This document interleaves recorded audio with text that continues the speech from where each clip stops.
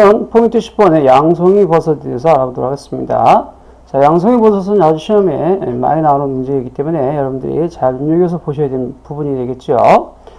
자, 그러면 양송이 버섯은요, 여기 먼저 개요를 먼저 보도록 하죠. 양송이 버섯은 우리가 이렇게 생겼는데, 이 양송이 버섯은 이제 균상 재배를 하고 공립종균을 이제 쓴다라는 것 기억하시고요. 양송이 종균은 이제 그 색상에 따라서 뭐 하얀색이 있고 갈색이 있고 그 다음에 이제 여기 보시는 것처럼 뭐 큰 갈색 양송이 버섯 이렇게 있습니다. 그래서 색상에 따라서는 뭐 백색종, 갈색종, 크림종 이렇게 세 가지 형태가 있습니다. 그리고 이제 양송이 버섯을 보게 되면 얘는 이제 그 공립종균을 쓰죠. 톱밥종균 쓰는 게 아니죠. 공립종균 이렇게 쓰죠. 주재료는 이제 밀과 호밀 이렇게 쓰고 별은 쓰지는 않습니다. 이 공립종균은 이제 덩어리가 지면 안 되기 때문에 반드시 뭐 해야 한다 그랬죠?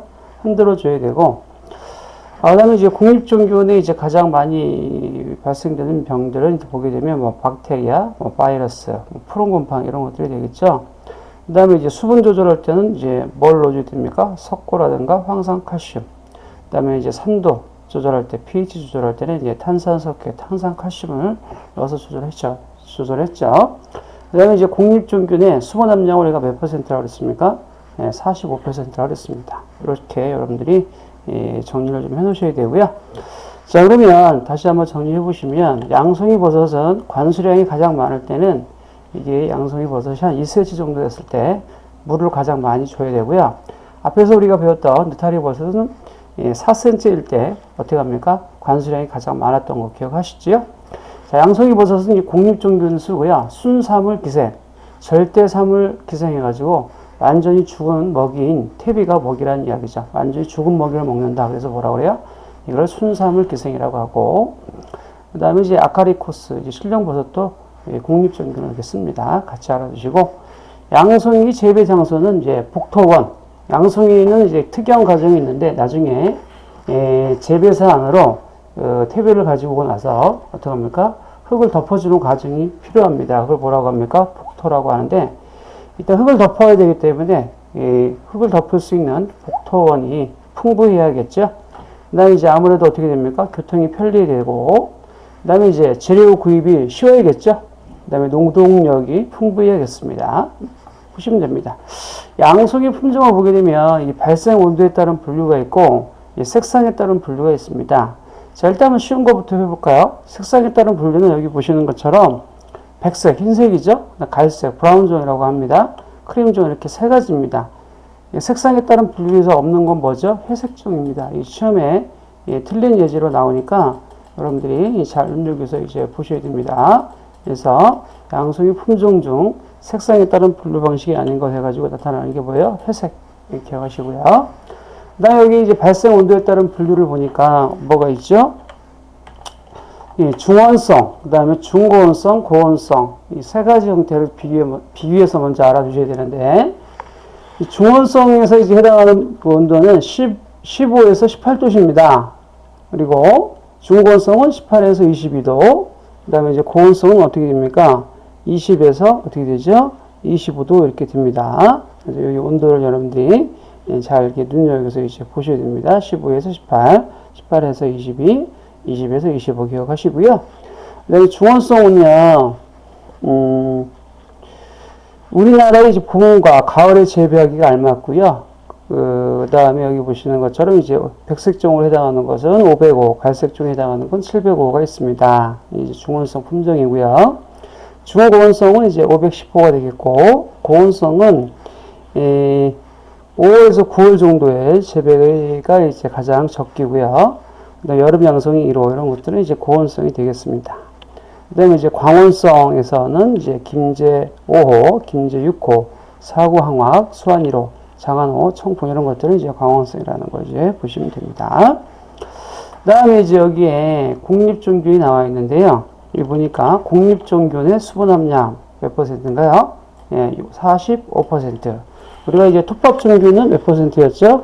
65%. 같이 비교해서 알아두시라고 했고, 이 공립종균, 양송이는 공립종균을 쓰는데 주 재료는 뭘 쓴다고요? 밀이나 호밀을 씁니다. 변은 절대 안 됩니다. 잘 기억하시고, 그다음에 공립종교는 어떤 특징이 있습니까? 요거는 이제 덩어리가 지면 안 되기 때문에 흔들어줘야 한다고 그랬고, 처음에는 언제 흔들어줍니까? 이것도 시험에 나오죠. 처음에는 7일, 그 다음부터는 이제 3, 4일에 한 번씩 흔들어 주셔야 한다는 거. 그 다음에 이제 공립종균에 가장 많이 발생하는 병은 뭔가요? 박테리아. 여러 가지 첨가제를 많이 첨가하기 때문에, 가장 이제 많이 발생하는 병은 뭐다라는 얘기죠? 박테리아고, 균주를 이제 수집할 때는 가장, 위험한 게 바이러스병이 위험하다라는 것 같이 알아두시고요.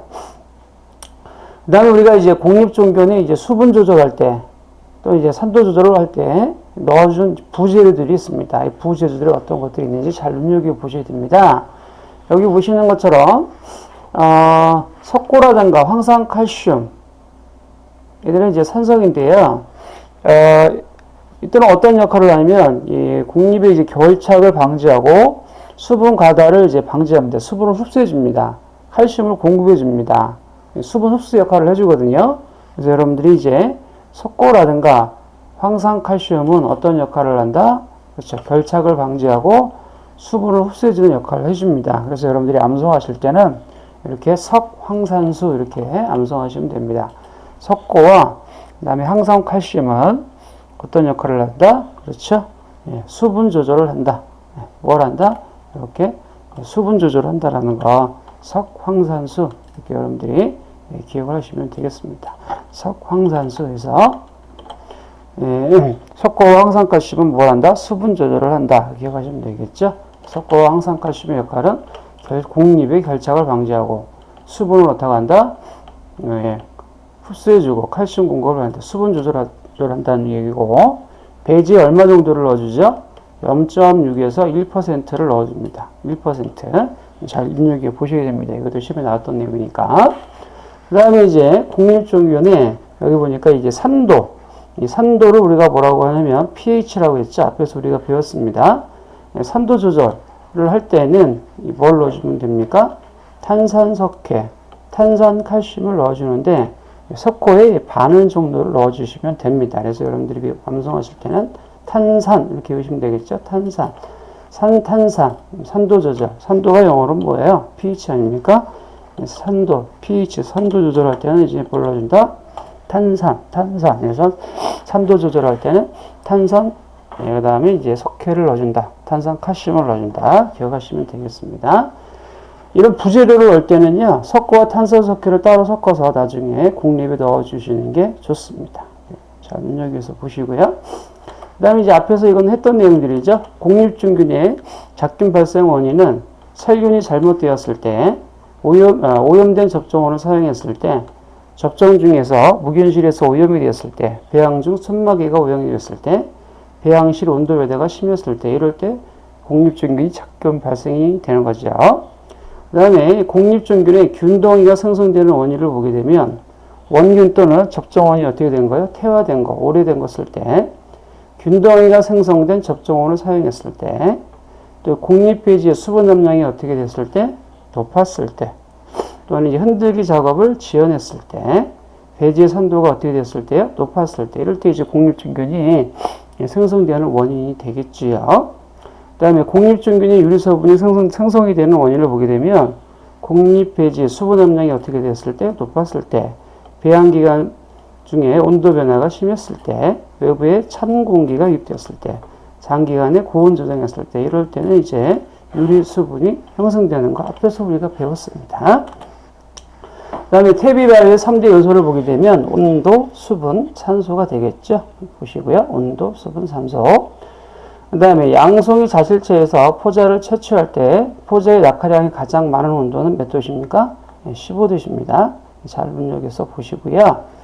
그 다음에 퇴비 발효를 한번 보도록 하겠습니다. 자, 우리가 먼저 그림을 좀 보시면은 양송이는 이제 공립종균을 쓴다 그랬고요. 그 다음에 이거에는 이제 균상 재배를 하는데요. 여기 보시는 것처럼 퇴비를 이제 야외에서 이제 발효를 해가지고 가지고 들어와야 됩니다. 즉, 이 볏짚에다가 이 볏짚을 딱딱하니까 버섯이 바로 못 먹습니다. 그래서 얘를 연하게 부드럽게 해주는 과정이 필요한데 그거를 우리가 뭐라고 합니까? 퇴비 발효라고 하는데 그래서 이제 야외에서 퇴적을 해줍니다. 그래서 야외에서 퇴적을 해주는 과정은 가퇴적과 본퇴적 이걸 합쳐가지고 야외 퇴적이라고 하고요. 그 가퇴적은 여기다가 이제 물을 넣어주는 거고요. 본퇴적은 물뿐 아니라 여기다 양분을 넣어주는 과정을 본퇴적이라고 합니다. 그리고 요거를 어떻게 하죠? 이 퇴비를 재배사 안으로 이제 가지고 옵니다. 가지고 와서 호발효하고 정렬, 살균하는 과정을 거치고요. 양분을 합성하는 과정을 거칩니다. 그리고 나서 뭐 하죠? 종균 제식. 지금 뭐 한다는 얘기예요? 그렇죠? 종균을 여기다가 심는다는 이야기죠. 뭐라고 그래요? 제식한다 그래요. 종균 제식. 이런 과정을 거칩니다. 자, 그림으로 보게 되면 이 볏짚이 있으면 이 볏짚을 어떻게 해요? 여기를 연하게 하기 위해서 어떻게 하죠? 예, 여기다가 물을 줍니다. 그래서 볏짚의 수분을 촉진하거나 퇴비 발효를 촉진하거나 미생물의 생장을 촉진하기 위해서 어떻게 합니까? 이렇게 가퇴적 할 때 물을 줍니다. 보통 370리터의 이제 물을 넣어주는데 가퇴적 때 거의 한 70% 정도를 다 넣어준다고 생각하시면 됩니다. 그 다음에 이제 뭡니까? 본퇴적을 거치는데 이거는 이제 양분을 넣어주는 과정입니다. 그래서 가퇴적을 하고 수분을 흡수시키고 나서 나머지 어떻게 합니까? 유기퇴 요소, 괴분, 미강, 장유박이라든 유기퇴 요소라든가 유기퇴 성분이라든가 또는 이제 무기퇴 요소, 오줌이죠. 이런 것들을 이제 넣어줌으로써 어떻게 합니까? 이런 거하고 이제 물을 섞어 넣어줍니다. 그래서 섞어 넣어서 어떻게 합니까? 양분을 합성하는 과정. 이걸 우리가 뭐라고 한다고요? 이 과정을 우리가 야외퇴적, 가퇴적과 본퇴적을 합해서 우리가 뭐라고 하죠? 이거를 우리가 야외퇴적이라고 부릅니다. 아시겠죠? 자, 그러면 교재를 보고 정리를 먼저 해보죠. 자, 그러면 이제 퇴비는요, 여기 보시는 것처럼 퇴비 발효를 할 때는 여기 보니까 가퇴적과 본퇴적과 후발효 및 정렬, 그 다음에 종균 제식, 이런 과정을 거친다라는 거죠. 자, 눈여겨서 보시고요. 그 다음에 이제 퇴비 발효할 때 가장 먼저 해주는 과정은 뭐예요? 가퇴적. 뭐 하는 단계라고요? 여기 보니까 물을 주는 단계입니다. 여기 보니까 가퇴적을 해주는 이유는 물을 주는 건데 왜 물을 줍니까? 볏짚의 수분을 촉진하고 퇴비 발효를 촉진하고 발효 미생물의 생장을 촉진하기 위해서 어떻게 합니까? 물을 줍니다. 그리고 이제 봄 재배하고 그 다음에 가을 재배 때에 따라서 물을 주는 방법이 다른데요. 봄 재배 때는 2에서 3일 정도, 그 다음에 이제 가을 재배 때는 한 1에서 2일 정도를 하는데 3일을 넘어가지는 않습니다. 잘 눈여겨보시고 물 370리터 중에서 70% 정도를 언제 주는 겁니까? 가퇴적 때 주는 것이다. 가퇴적은 뭐 하는 단계다? 물을 주는 단계다 라고 기억하시고요. 그 다음에 여기 보니까 이제 두 번째 본퇴적이 나오죠. 본퇴적은 뭐 하는 거예요? 양분을 넣어주는 과정입니다. 건조한 여기 뭐예요? 부분에다가 건조한 부분에 어떻게 하죠? 충분한 물을 주고 거기다 괴분, 미강, 장유박, 깻목 등 유기퇴 요소하고 유기퇴급원하고 요소를 뿌려서 퇴적하는 단계죠. 이거 보니까 괴분이 뭐예요? 닭똥 아닙니까? 닭똥. 그죠? 그 다음에 이제 장유방. 이게 뭐예요? 콩껍데기. 그 다음에 여기 깻무. 이게 뭔가요? 참깨, 들깨. 이런 것들로 이제 기름을 짜고 난 찌꺼기. 이런 것들 우리가 뭐라고 하죠? 이런 것들을 우리가, 유기퇴 요소라고 하고, 그 다음에 이제 무기퇴 성분으로서 요소, 오줌을 이렇게 넣어주는 것이고요. 이때 이 요소는요, 분해 속도가 빠르기 때문에 본퇴적 및 1회, 2회 뒤집기 할 때 각각 3분의 1씩 나누어서 뿌려주셔야 됩니다. 그러니까 시험에 보시면 다음 중 나누어서 뿌려줘야 하는 성분은 이렇게 물어봅니다. 그때 이건 뭘 답을 하셔야 돼요? 요소는 왜 나누어 준다고요? 분해 속도가 빠르기 때문에 어떻게 한다? 나누어서 뿌린다 라고 여러분들이 꼭 기억을 하셔야 되고요.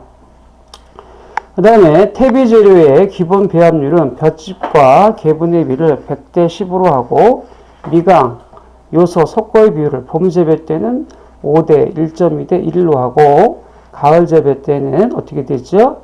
0대 1.5대 1로 합니다. 여기 보니까 봄과 가을에 달라지는 요소는 뭔가요? 그렇죠. 여기 보니까 석고는 1로 고정이 되어 있고 미강과 요소가 어떻게 되죠? 달라집니다. 여러분들이 여기 시험에 나왔던 내용이니까 잘 눈여겨서 보셔야 됩니다. 봄과 가을에 어떻게 하죠? 그죠? 봄과 가을에 나눠지는 요소가 달라지는 건 뭐가 달라진다? 미강하고 요소. 요 두 가지가 어떻게 하죠? 미강과 요소 부분이 어떻게 된다? 봄과 가을 때 나눠주면 어떻게 합니까? 성분이 달라진다. 비율이 달라진다라는 거 잘 눈여겨서 보셔야 되고요. 그 다음에 야외 퇴적은 아까 우리가 보았듯이 야외 퇴적은 가퇴적과 본퇴적을 합쳐가지고 야외 퇴적이라고 하고요. 그 다음에 여기 보시는 것처럼 퇴비의 이 야외 퇴적 기간은 봄 재배 때는 이제 25일, 가을 재배 때는 15일 내가 적당하고요. 적산 온도, 이걸 누적 온도라고 그래요.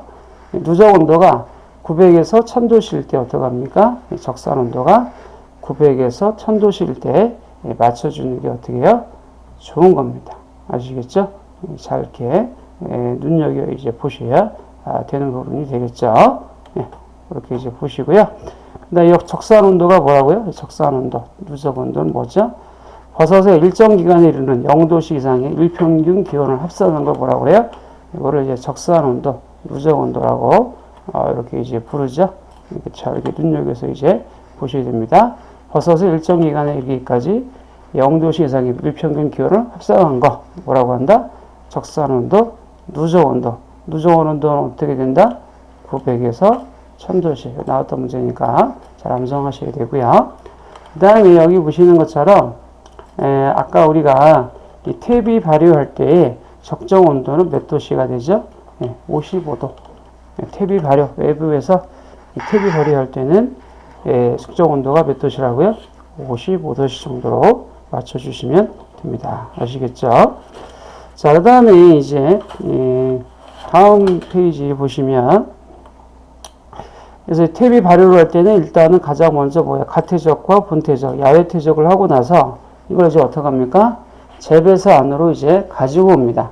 재배사 안으로 가지고 오셔서 제일 먼저 하실 일이 뭐냐면 정렬이라는 걸 하셔야 돼요. 후발효의 정렬을 하셔야 되는데 여기 보시는 것처럼 후 발효할 때는요 온도가 60도에서 45도씨까지 어떻게 하죠? 천천히 이제 어떻게 합니까? 내려줍니다. 그래서 맨 마지막에 야외 퇴적을 하고 나서 이거를 재배사 안으로 가져오는 걸 뭐라고 합니까? 이걸 정렬이라고 합니다. 정렬이라고 하는데 퇴비에 이제 입상이 끝나면 이 출입구 환기통을 어떻게 하죠? 완전히 밀폐한 상태에서 재배사를 어떻게 합니까? 재배사를 온도를 가합니다. 그리고 60도씨로 해서 어떻게 합니까? 6시간 동안 가열을 해줍니다. 이 과정을 우리가 뭐라고 해요? 정렬. 이렇게 정렬함으로써 어떤 현상이 일어나죠?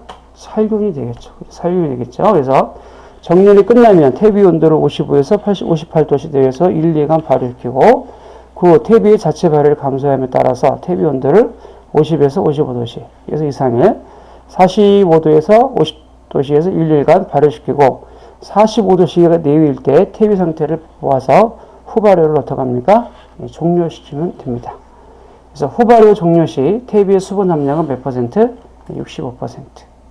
이 정도가 이제 되시면 됩니다. 그 다음에 여기 보시면 이제 후발효 나와 있죠. 그래서 이제 후발효 첫 단계가 정렬이었어요. 즉 출입구와 환기통을 완전히 밀폐한 상태에서 어떻게 하죠? 60도씨에서 6시간 동안 어떻게 합니까? 가열하는 단계를 우리가 정렬이라고 했었는데 이때 이제 후발효 때 온도를 60도에서 45도씨까지 이렇게 천천히 어떻게 내려주는 거고요. 그 다음에 후발효를 하는 가장 큰 이유는 뭐다? 그렇죠. 살균 또 뭐하죠? 양분을 뭐하기 위해서? 합성하기 위해서 한다라는 거 이렇게 보시고요.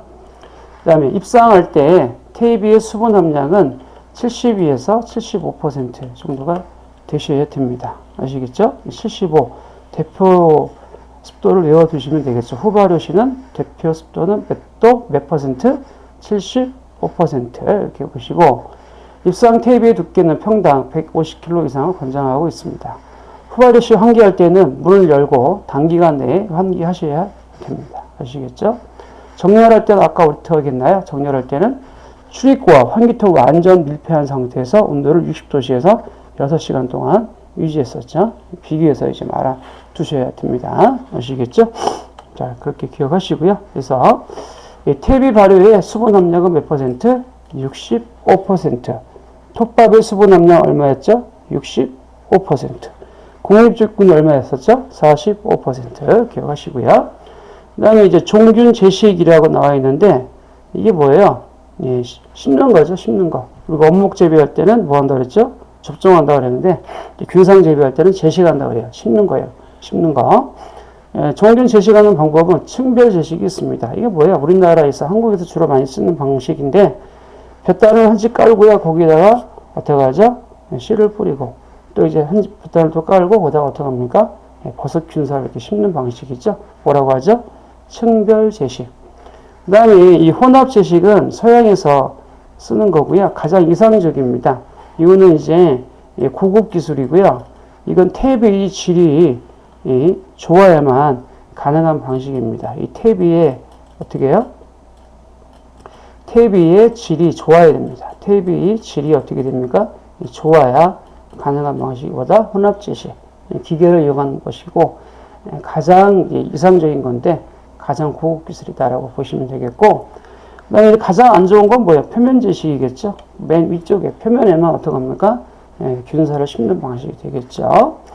그 다음에 이제 종균 제식 후 관리를 보게 되면 종균을 이제 심고 나서는 균상 관리할 때는요, 퇴비 온도 우리가 균사가 잘 자라는 온도 몇 도였죠? 25도씨 이렇게 이제 보시고요. 습도는 여기 보니까 몇 퍼센트인가요? 95%죠. 우리가 이제 보통 우리가 톱밥 정렬할 때는 우리가 어떻게 했어요? 한 70, 톱밥 정렬할 때 우리가 습도가 한 65%였죠. 그죠? 여기서는 지금 습도가 굉장히 높네요. 이거 왜 그런가요? 그렇죠. 이거는 이제 균상에다가 어떻게 해요? 단상에다가 이게 깔아놓은 상태이기 때문에 금방 어떻게 합니까? 습기가 마릅니다. 그렇기 때문에 어떻게 합니까? 습도를 95%로 이렇게 맞춰주시는 거고요. 퇴비 위에는 반드시 종이로 이렇게 덮어주시는 게 좋아요. 왜냐하면 습기가 금방 마르기 때문에 어떻게 하죠? 종이로 덮어주시고요. 물을 뿌려가지고 어떻게 하죠? 퇴비가 마르는 것을 방지해야 됩니다. 그래서 종균 제식 후 관리할 때는 온도는 25도, 습도는 95% 정도 해주시면 좋고요. 그 다음에 종균 제식, 그 다음에 이제 여러분들이 균사를 심고 나서는 종균 제식 2일 후에 실내 온도를 어떻게 합니까? 다소 높게 해주시고, 그 다음에 종균 제식 후 6에서 7일 지나게 되면 열이 많이 발생하기 때문에 이때는 어떻게 해야 한다? 일주일 후에는 6에서 7일 후에는 실내 온도를 좀 낮춰줘야 한다라고 이렇게 보셔야 됩니다. 아시겠죠? 그 다음에 퇴비 온도가 너무 높거나 유기물이 너무 많거나 또는 이제 pH 산도가 낮을 때는 뭐가 발생할 수가 있어요? 푸른 곰팡이 병이 어떻게 합니까? 발생할 수가 있습니다. 기억하셔야 되겠죠? 그래서 이제 이 퇴비 온도가 너무 높거나 유기물이 많거나 산도가 낮을 때는 뭐가 발생할 수 있다? 푸른 곰팡이 병이 발생할 수 있다. 이렇게 이제 기억하시고요. 그 다음에 여기 보니까 습도가 너무 높을 때 배지나 종균, 직사광선을 쬐었을 때 골목 표피라든가 절단면에 황록색의 작은 균층을 형성하는 게 뭐예요? 이게 푸른 곰팡이입니다. 기억하시고요. 그 다음에 복토가 있는데요. 이거는 이제 양송이에만 있는 아주 독특한 과정입니다. 즉, 보시는 것처럼 우리가 이 재배사 안에서 가지고 와가지고요. 재배사 안으로 이 볏짚, 퇴비 배지를 가지고 와서 퇴비를 가지고 와서 퇴비를 가져오는 걸 입상이라고 하고 그 다음 뭐 하죠? 후발효를 합니다. 60도씨로 맨 처음에 6시간 동안은 가열을 하고 그다음에 살균을 시킵니다. 그래서 이 과정을 이제 후발효라고 하는데 후발효를 하게 되면 어떤 작업이 있다고요? 살균을 하고 그다음에 어떻게 합니까? 양분이 골고루 합성되는 과정을 뭐라고 하죠? 예, 이거를 갖다가 우리가 후발효라고 합니다.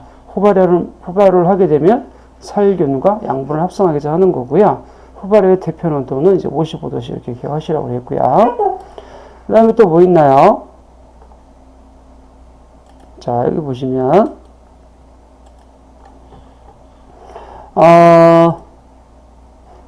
정렬이 있죠? 온도를 이제 재배사 안으로 가지고 와서 60도씨에서 6시간 동안 살균하는 거를 우리가 뭐라고 했어요? 정렬. 이때 정렬할 때는 환기 방법은 완전히 다 밀폐해 놓고 나서 이제 온도를 60도씨에서 6시간 살균했었죠. 그 다음에 이제 뭐예요? 종균 제시. 종균을 심는 단계라고 그랬죠. 그리고 나서 이제 뭐 하죠? 복토. 흙을 덮어주는 단계. 어디에만 있는 과정이라고요? 이거는 양송이에만 있는 과정이에요. 이 복토를 할 때는 여기 보니까 식양토가 좋다고 그랬어요. 식양토. 약 진흙 성분이 많은 걸 식양토라고 하는데 이 복토의 과정을 반드시 거쳐주는 게 뭐다? 양송이라고 기억하시면 되겠습니다. 그래서 복토는 흙을 덮어주는 건데 여기 탭에다가 흙을 덮어주는 건데 여기는 이제 식양토. 가장 좋은 건 식양토를 100 정도 쓰시면 되겠고 식양토가 없다라고 하면 식양토 80, 토탄 20 이렇게 섞어줘도 상관은 없습니다. 그 다음에 여기 보니까 이 복토의 수분 함량은 어느 정도로 맞춰주시면 됩니까? 65% 이 정도로 이렇게 맞춰주시면 되겠고요. pH를 뭐라고 그랬죠? 산도라고 합니다. 6에서 7 정도 이렇게 유지해 주셔야 되는데 밑에 보시면은 복토의 산도 규정이라는 부분이 나왔어요. 우리나라는 이제 대부분의 여기 산도가 5에서 6 범위로 산성 반응을 나타내고 있어. 산도 규정하기 위해서는 반드시 뭡니까? 소석회를 0.4에서 0.8%로 첨가하거나 탄산석회를 0.5에서 10%로 첨가해서 산도를 어느 정도로 8 정도로 이제 맞춰주시면 나중에 이게 어떻게 되죠? 산도가 이렇게 떨어지면서 7.5 정도로 이렇게 내려옵니다. 7.5, 6.5 이 정도로 이렇게 내려옵니다. 산도를 이제 8 정도로 맞춰놓고 이게 산도 조절을 하게 되면 이게 나중에 이게 어떻게 된다고요? 산도가 복토의 산도는 6에서 7 정도 이렇게 이제 맞춰줍니다. 그래서 여러분들이 기억할 때 복토의 산도는 6에서 7 정도 이렇게 이제 맞춰줘야 한다라고 이제 기억하시면 되겠고, 그 다음에 이제 복토 흙을 덮어주는 이유가 나와 있죠. 왜 복토합니까? 버섯 발생을 유도하고 버섯의 생장을 지탱해주고 버섯의 뿌리로부터 양분을 흡수하는 데 도움을 줄 뿐만 아니라 퇴비의 수분 공급과 건조를 방지해줍니다. 흙을 덮어줌으로써 건조를 방지해주죠. 이게 이제 복토의 역할이에요. 그 다음에 이제 복토는요, 여기 좋은 퇴비는요, 구수한 냄새가 나고요, 백색 가루, 방사상균이 보입니다. 그리고 두 가지 비교해서 알아두셔야 되는데요.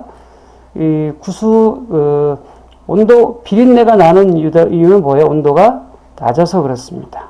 비린내가 나오는 이유는 뭐예요? 온도가 낮아서. 그 다음에 구린내가 나는 이유는 뭐예요? 안 뒤집어져서 어떻게 하죠? 퇴비를 안 뒤집어져서 구린내가 나는 겁니다. 기억하셔야 됩니다. 비온, 구안, 비온, 구안 이렇게 기억하세요. 헷갈리니까 비린내가 나는 이유는 비온, 온도가 낮아서, 구린내가 나는 이유는 뭐예요? 구안, 안 뒤집어져서 기억하시고, 이 균을 보게 되면 세균, 사상균, 방사상균이 있는데 오른쪽으로 갈수록 더 좋은 균이라고 생각하시면 되겠습니다. 그 다음에 여기 보니까 퇴비 복토의 조건을 보면 공급률, 이게 뭐예요? 물이 침투할 수 있는 정도죠. 75에서 80% 보수력, 물을 흡수하고 있는, 물을 계속 가지고 있는 능력이죠. 그 다음에 이제 보비력, 이건 뭐야? 땅이 비료 성분을 오래 가지고 있는 성질이죠. 이런 것들이 좋은 게 좋겠고요. 가비중, 이거는 무게를 나타내는데 가비중은 낮은 거, 가벼운 게 좋다는 얘기죠. 너무 무거우면 밑에 있는 퇴비가 눌리기 때문에 가비중은 낮은 것이 좋다 기억하시고, 퇴비 복토는 이제 산도가 6에서 7 정도 맞춰주고, 퇴비 복토의 수분 함량은 몇 퍼센트? 65%. 이렇게 이제 우리가 암송하자라고 말씀을 드렸습니다.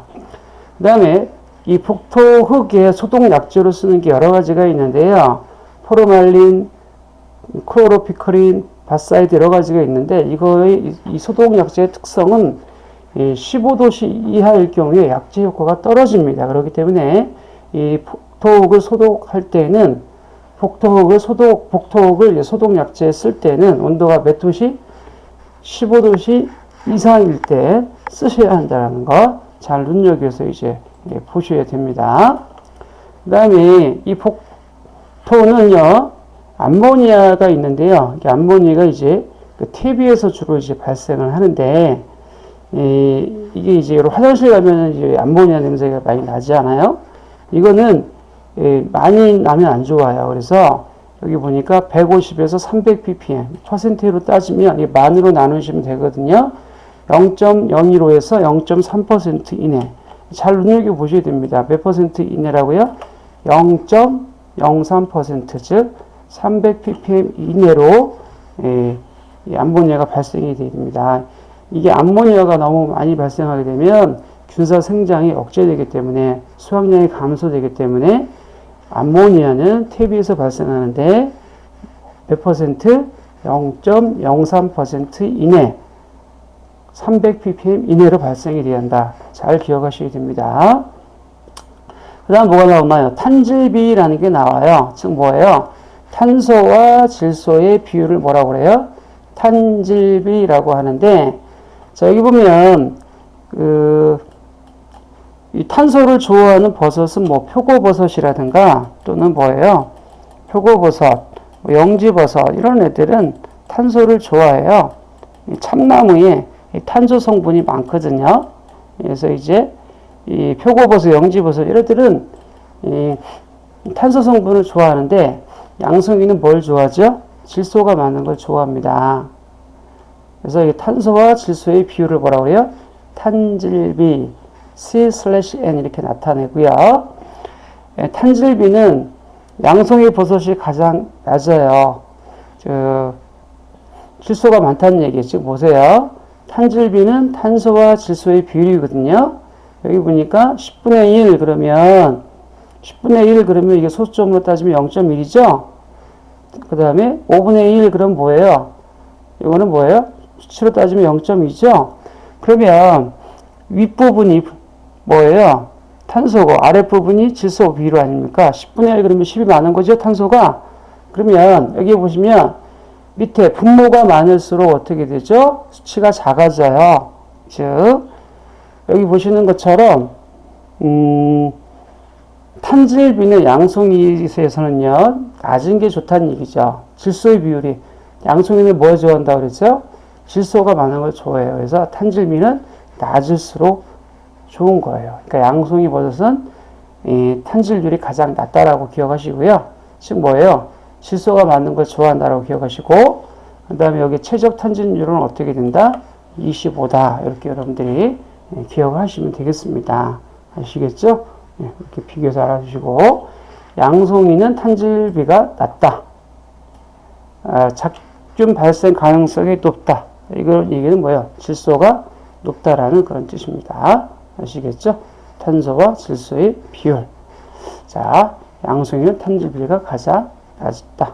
낮은 걸 좋아한다. 최적 탄질률은 25다. 이렇게 기억하시고, 복토의 소독입니다. 일반적으로 이제 증기소독을 하는데요. 증기소독장에다가 이 복토를 이것도 이제 균이 묻어 있을 수 있으니까 어떻게 해야 돼요? 소독을 하셔야 되죠? 여기 보니까 증기소독장에 약 50cm 정도로 두께로 흙을 쌓고 전투화의 온도가 80도씨 정도까지 올린 후에 한 60분 정도 어떻게 하죠? 소독하시면 됩니다. 이게 뭐예요? 복토를 소독하는 방법이죠. 아까 우리가 정렬할 때는 어떻게 했나요? 그렇죠? 출입구와 환기통을 완전히 밀폐한 상태에서 60도씨에서 6시간 동안 우리가 가열을 했었죠? 근데 여기 보니까 복토를 소독할 때 어떻게 한다고요?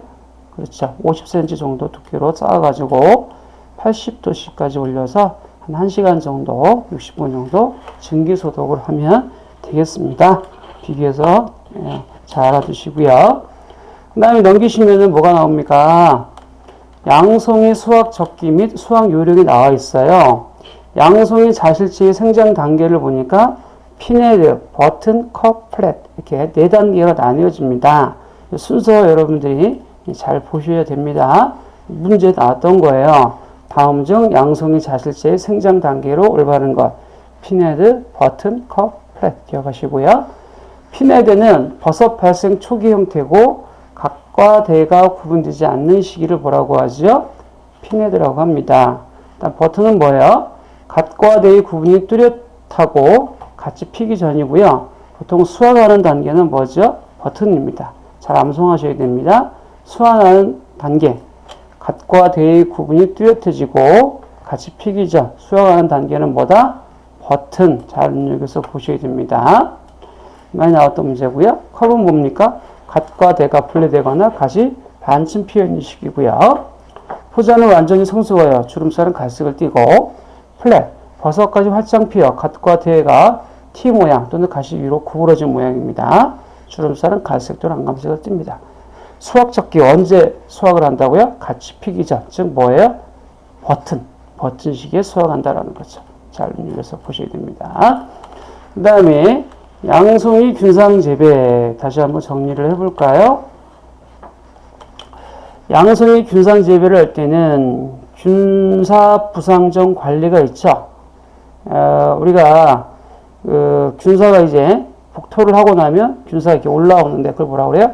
균사 부상이라고 하는데 이때의 온도를 어떻게 합니까? 25도씨 정도로 유지해 주셔야 되고요. 복토층 온도는 25도씨, 그 다음에 재배사 온도는 어떻게 됩니까? 15도씨 정도로 이렇게 낮춰 주셔야 됩니다. 그 다음에 환기해 주셔야 되고, 그 다음에 초발의 기간 중 관리를 보게 되면, 양송이 균상 재배할 때 가장 정밀한 관리를 필요로 하는 시기는 언제예요? 초발이. 버섯이 어떻게 합니까? 막 발생했을 때죠. 버섯이 발생했을 때. 기억하셔야 되고요. 온도는 일주기 온도는 이제 16에서 17도씨 정도 맞춰주시면 되겠고요. 2, 3주기가 되면 일주기보다 온도를 낮게 유지해 주시는 게 좋습니다. 왜냐하면 이 재배사 안에서 이제 온도가 이제 가열이 되기 때문에 온도가 너무 높으면 얘가 금방 자라거든요. 금방 자라지만 품질이 떨어집니다. 그렇기 때문에 2, 3주기일 때는 1주기보다 온도를 좀 낮게 유지해서 어떻게 하죠? 그 버섯의 생장을 지연시켜 주시는 게 필요합니다. 왜? 골고루 잘 자라라고. 온도가 높으면 바로 자라지만 영양분이 충분히 공급이 안 되기 때문에 품질이 떨어집니다. 그렇기 때문에 2, 3주기에는 1주기보다 온도를 어떻게 한다? 낮게 유지하신다라는 걸 기억하셔야 됩니다. 그 다음에 습도는 이제 균상 재배할 때는 90에서 95% 정도 유지해 주시면 되겠고, 관수, 물을 뿌려주는 단계는 버섯 크기가 2cm 될 때 관수하시고요. 그 다음에 이제 관수하고 나서는 이거를 이제 어떻게 합니까? 버섯 표면에 있는 물기는 다 말려주셔야 됩니다. 아시겠죠? 그렇지 않으면 이제 병충해가 생기기 때문에 벼 표면에 있는 물은 말려야 되고, 그 다음에 탭에는 어떻게 합니까? 물이 촉촉하게 젖혀 있어야 좋은 거죠. 환기는요, 퇴비분해 및 양숭이균의 호흡으로 인한 다량의 탄산가스가 재배소에서 어떻게 합니까? 발생이 됩니다. 탄산가스, 이산화가스가 방출이 되는데, 요거는 이제 몇 이하로 발생되게 해야 됩니까? 0.03% 이하로 발생이 되게 한다라고 잘 기억을 해 주셔야 됩니다. 아시겠죠? 그 다음에 이 양송이 균상 재배할 때요. 양송이 균상 재배할 때에 균사 생장에 알맞은 산도는 얼마다? 7.5 정도 됩니다. 이게 2016년 1월 달에 나왔던 문제였거든요. 그래서 균사 생장에 알맞은 산도는 얼마다? pH는 7.5 정도다. 라고 이렇게 여러분들이 정리해 주시면 되겠습니다. 아시겠죠? 이렇게 이제 정리하시고요. 나중에 우리가 뒤쪽에서 이렇게 수확하시는 단계고요. 나중에 이제 양송이에 발생하는 병들을 우리가 배울 거예요. 여기 보면 뭐가 있나요? 마이코곤병, 갑과 대만 직접 기생하고 양송이면 발생하는 버섯이거든요. 그 다음에 괴균병, 요거는 이제 이 복토에 발생하는 병이, 탭이 발생하는, 복토에 발생하는 병입니다. 괴균병이라고 하고요. 그 다음에 세균성 갈균병, 그 다음에 미라병, 복토 표면에 발생하고 버섯이 0.5에서 1cm일 때 생장이 멈추고 양송이면 발생하는 병이고요. 그 다음에 이제 선충, 그 다음에 이제 멍울버섯, 이런 것들이 있는데, 이런 것들을 우리가 이제 병충해 정리할 때 다시 한번 정리하도록 하겠습니다. 아시겠죠? 자, 수고하셨습니다.